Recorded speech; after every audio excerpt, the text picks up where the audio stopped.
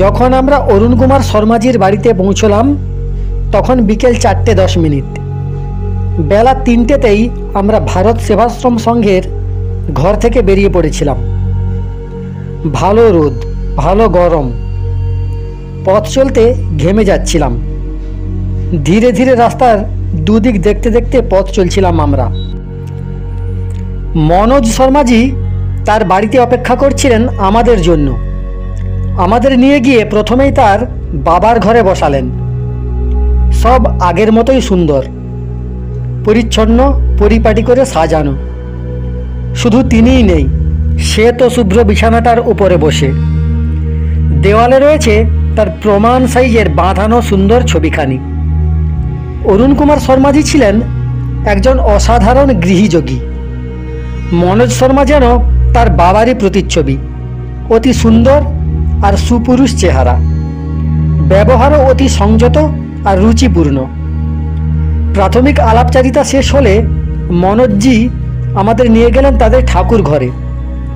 দরজা থেকে মুখ বাড়িয়ে দেখলাম ভেতরটা। এই ঘরে বসেই দীর্ঘ 50 বছর ধরে সাধনা করেছিলেন অরুণ শর্মাজি। তার আসনটা এখনো পাতা রয়েছে। প্রণাম করলাম আমরা। এরপর গিয়ে বসলাম তার অফিস ঘরে, সুন্দর করে সাজানো। সে ঘরে শুধু বই বই আর বই, সবই আধ্যাত্মিক জগৎ, তন্ত্রমন্ত্র আর যোগ সাধনার বই। অরুণ শর্মাজি কেবল একজন সিদ্ধ সাধকই ছিলেন তা নয়, তিনি হিন্দি সাহিত্য জগতেরও এক অনন্য রত্ন ছিলেন। এখন পুত্র মনোজ শর্মাজিও তার বাবার যোগ শক্তি পেয়েছেন। অরুণ কুমার শর্মাজির শেষ জীবনের কথা আমরা শুনছিলাম। এর মধ্যেই চলে এলো গরম গরম কফি। মনোজ শর্মাজি বললেন, আপনারা যদি কোনো বিষয়ে জানতে চান তবে বলুন, আমি সাধ্যমতো আপনাদের কৌতূহল মেটাবার চেষ্টা করব। বাবা থাকলে যতটা আপনারা পেতেন ততখানি হয়তো দিতে পারবো না, কিন্তু একদম নিরাশও করব না আপনাদের। আপনারা হয়তো জেনেছেন যে দেহরক্ষার আগে আমার বাবা শক্তিপাত দীক্ষা দিয়ে তার সমস্ত যোগবল আমাকে অর্পণ করে গেছেন। তার নির্দেশিত পথে চলাটাই এখন আমার কাজ। বিগত 3-4 বছর ধরে শঙ্কর মহারাজের সঙ্গে আমি মধ্য হিমালয়ের মহাভারত খ্যাত বারনাবতে ঘুরে বেড়াচ্ছি।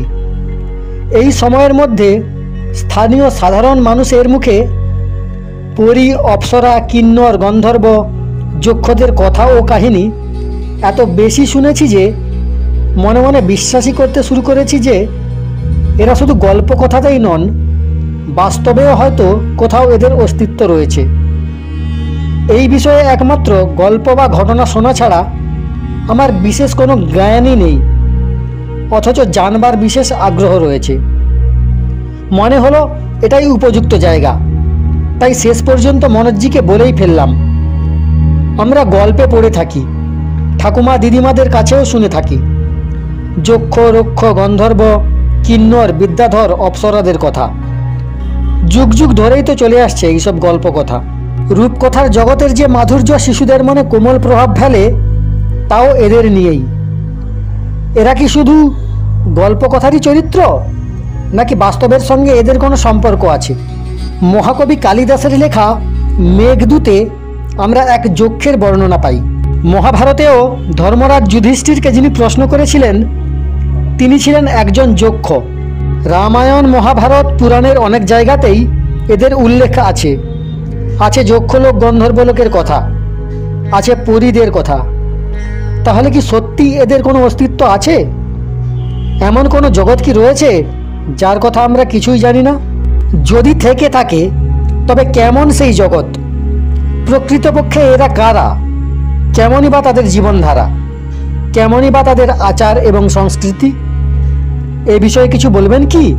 একটু হাসলেন মনোজ শর্মাজি। বললেন, যক্ষ, গন্ধর্ব, কিন্নর, বিদ্যাধর, অপ্সরা এরা সকলেই উপদেবতা, অপদেবতা নন। দেবতাদের কথা যখন স্বীকার করা হয় তখন উপদেবতাদের কথা অস্বীকার করার কোনো জায়গা নেই। এই উপদেবতারাও থাকেন আত্মিক জগতে। দেবতারা হলেন সাত্ত্বিক আর উপদেবতারা হলেন রাজসী। শুনুন তাহলে আমি যতটুকু জানি আপনাদের বলছি। যক্ষ হল উপদেবতা। 16 প্রকারের যক্ষ আর 16 প্রকারের যক্ষিণী আছে। দেখতে এরা খুবই সুন্দর, স্বভাবেও এরা সৌন্দর্যপ্রেমী। মানুষের প্রতি এদের বিশেষ আকর্ষণ থাকে। বিশেষ করে সুন্দরী আর আকর্ষক মেয়েদের প্রতি যক্ষদের বিশেষ আকর্ষণ থাকে। কমনীয় সুন্দরী ও লাবণ্যময়ী যুবতীদের দেখলে এরা মোহিত হয়ে যায়। বিভিন্নভাবে তাদের সহায়তাও করতে থাকে, অবশ্যই সেটা অদৃশ্যভাবে। যক্ষরা রতিপ্রিয় আর অত্যধিক কামুক প্রকৃতির। কখনো কখনো নিজেদের কাম পিপাসা মেটাবার জন্য তারা সুন্দরী স্ত্রীলোকের সহায়তা নেয়, কিন্তু যাকে মাধ্যম করে তারা নিজেদের কামনা বাসনা পূর্ণ করে এই রহস্যের ব্যাপারে তাদের কোনো ধারণাই থাকে না। এই ধরনের স্ত্রীলোক সর্বদাই প্রফুল্ল আর প্রসন্ন থাকে, কিন্তু কী কারণে তাদের প্রফুল্লতা বা প্রসন্নতা সে বিষয়ে তারা পুরোপুরি অজ্ঞ থাকে।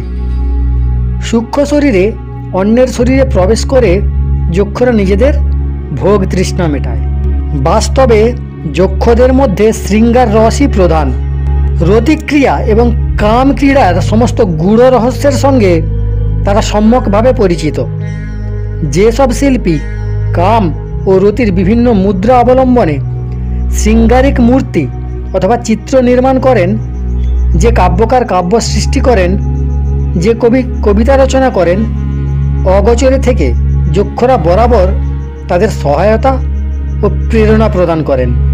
অলক্ষ্য সহযোগ আর প্রেরণার পরিণামস্বরূপ সেই কলাকার, সাহিত্যিক, কবিদের মনে নানান সৃষ্টিধর্মী কল্পনা ভেসে আসে।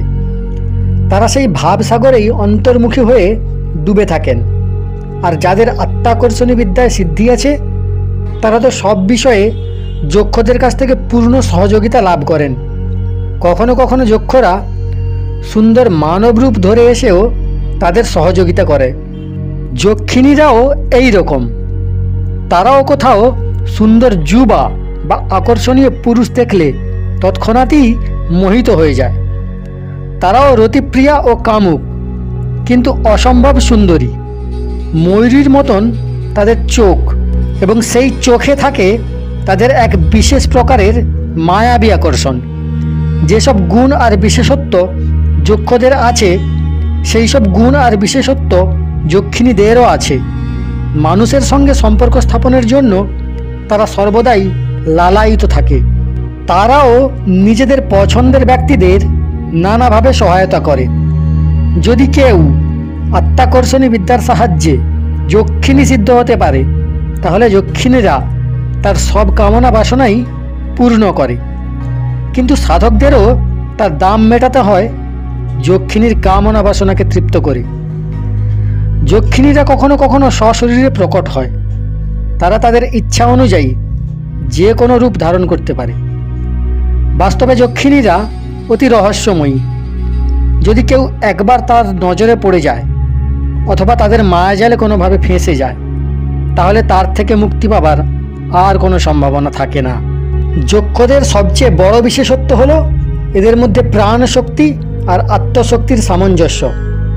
তারা যতখানি না দেবতাদের কাছাকাছি, তার চেয়েও বেশি মানুষের কাছাকাছি। এদের পৌরাণিক ইতিহাস অতি বিচিত্র। আত্মা নৈসর্গিক ঊর্জার সাহায্যে সৃষ্টি হয়। শুধু সৃষ্টি নয়, পরিচালিতও হয়। আর তারই আধারে প্রয়োজনীয় যে কোনো রূপ ধারণ করার ক্ষমতা তাদের থাকে। কোটি কোটি প্রণাম জানাই সমস্ত মানব আত্মাকে। পরের অংশ শুনতে চাইলে চ্যানেলটি সাবস্ক্রাইব করে রাখতে পারেন।